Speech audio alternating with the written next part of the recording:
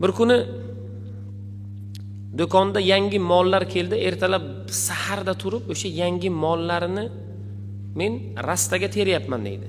Rastalarga teryapman. Eskirog'ini oldinroqqa, yangirog'ini bir chetroqqa, bir tijoratlarga, xaridorlarga bir go'zal ko'rinsin va tijoratim yurishsin. Bugun yangi mollar keldi.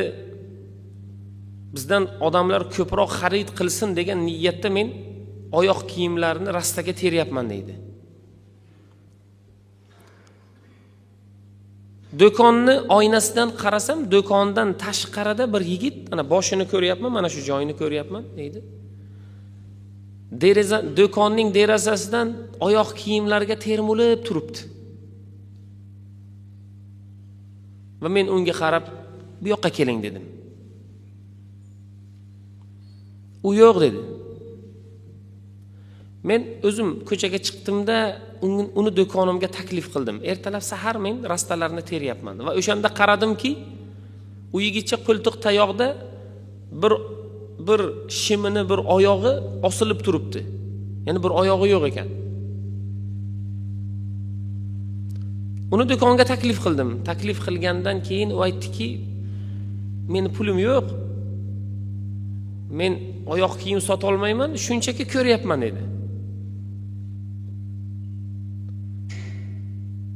Yuragim yomon bo'lib ketdi-da, aytdimki, "Sizni mabodo pulingiz bo'lganda qaysi oyoq kiyimni olardingiz?" dedim. U obdon tanladi. Qarab chiqdi. Butun do'konni qarab chiqdi-da, bittasini tanladi. "Men mana shuni tanlardim" dedi. Lekin men buni ola olmayman, chunki 30 lira deb yozib qo'yilgan va buni ham menga o'zi hojati yo'q dedi. Men 30 liraga mabodo pulim bo'lsa-yu olsam, meni bitta oyog'im tug'ma yo'q. Men bittasini ola olaman. Menga to'g'ri kelmaydi dedi 30 liraga oyoq kiyim olishlik. Men unga kulib aytdim, "Birodar, dunyo katta. Sizni o'ng oyog'ingiz bor ekan" dedi. Kimdir keladi, uni chap oyog'i yo'q-u, boru o'ng oyog'i yo'q. Bozorda har xil odamlar bor. Eng muhimi dedi, odamlarning oyog'i yo'q bo'lsa ham ular odam hisoblanadi. Odamlar bor, oyoqlari bor, qo'llari bor, hamma joylari salomat, lekin vijdonlari yo'q, ular odam hisoblanmaydi dedi. Bolakay bu gapni tushunmaskan. "Amaki, men shu gapni menga qaytarib aytding, ma'nosini tushunmayapman" dedi. Men ichimda aytdim, "Sen hali yosh bolasan-da, sen tushunmaysan" dedim. Oyoq kiyimni oyog'iga to'g'rilab uni kiydirdim. "Bo'ladimi?" dedim. "Bo'ladi" dedi. "Bu" dedi, "aslida" dedi, "30 lira turadimi?" dedi. "Ha" dedim. "Sen birinchi xaridor bo'lganing uchun men uni senga 20 liraga berishim kerak" dedi. "Xo'p, sen o'zi bittasini olasan-ku" dedi o'zi. "Ha, xo'p, men bittasini olaman." "O'shanda qancha bo'ladi?" "Ha, 10 lira bo'ladi" dedi. "Men buni boshqa tijoratchiga sotaman" dedi. "Boshqa odam kerak bo'lsa sotaman" dedi. "Xo'p, amaki, o'shanda menda 5 lira ham yo'q-ku" dedi. "Sen qiziq odam ekan-ku-san" dedim. "Mana kiyib turgan oyoq kiyimingni ko'ryapsanmi?" dedi. Shunda yigitcha qaradi-da, o'zi oyoq kiyimidan uyalib ketdi. Juda ahvoli yomon bo'lgan. "Bu" dedi, "antikvar hisoblanadi" dedi do'konchi. Shunday oyoq qo'limga oldimda, uni men qaysi fabrikadan chiqarganini ko'rdim. Aynan mana shu fabrika aksiya e'lon qilgan dedim. Kim agar bizdan sotib olingan eski oyoq kiyimlarni olib kelsa, unga bir dona, ya'ni yangi komplekt, ya'ni 2 dona yangi oyoq kiyim beramiz dedi. O'zi hayron bo'ldi. O'tirardi. Yangi oyoq kiyimga qarardi, o'zini eski oyoq kiyimiga qarardi, menga qarardi. Nima bo'layotganini bilmasdi u.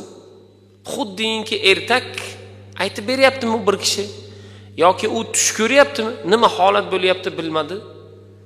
"Unda men nima qilishim kerak?" dedi bolakay. "Unda hech narsa qilishing kerak emas. Oyoq kiyim oyog'ingga to'g'ri keldimi? To'g'ri keldi. turda borda maktabingga boraver. O'zi nechinchi sinf o'qiysan deganda, 2-sinfni tamomlab 3ga o'tyapman deganda, borda unda maktabingga bor deb, men uni do'kondan chiqarib yubordim dedi. Keyin bu bo'lgan voqeani o'rtoqlarimga, aka-ukalarimga aytib bersam, ular mendan so'rashdi, "Bu bolakayni undan oldin ko'rganmisan?" Men aytdimki, "Yo'q." "O'zi sen bu ishni nima uchun qilding?" deganda u aytardi, "O'zi men nima uchun bu ishni qilganimni ham bilmayman. U bolakayni men tanimayman o'zi. Nimaga bu fikrlar meni xayolimga kelganligini ham bilmayman, lekin bir narsani bilaman." Nimani bilasan? Men o'sha yili, o'sha kunlari bolakayga oyoq kiyim ehson qilishimligimdan oldin bir narsani bilaman. 100 ta do'konchi qanday bo'lsa, men ham shunday edim. 10 so'm puli bo'lsa, meni 10 so'm pulim bor edi. Bitta mashinam bo'lsa, meni ham bitta mashinam bor edi. Bitta uyim bo'lgan bo'lsa, men ham bitta uyim bo'lardi o'sha payt. Demak, do'kondagi tijoratchilarning aksari qanaqangi ijtimoiy ahvolda bo'lgan bo'lsa, meni ham ahvolim shunday edi. Lekin men bir narsani bilaman. Men o'sha 100 tani endi bugungi kunda birinchisiman deydi. Bozorda, ya'ni do'konda, shu mahallada, shu atrofda bugun menga teng keladigani yo'q. Alhamdulillah, Allohning fazli deydi bu. Men o'sha payt bu ishni nima uchun qilayotganimni bilmasdim, lekin men bir narsani bilaman, lekin men bugun Allohning fazli bilan birinchilardan ekanligimni men bilaman deydi.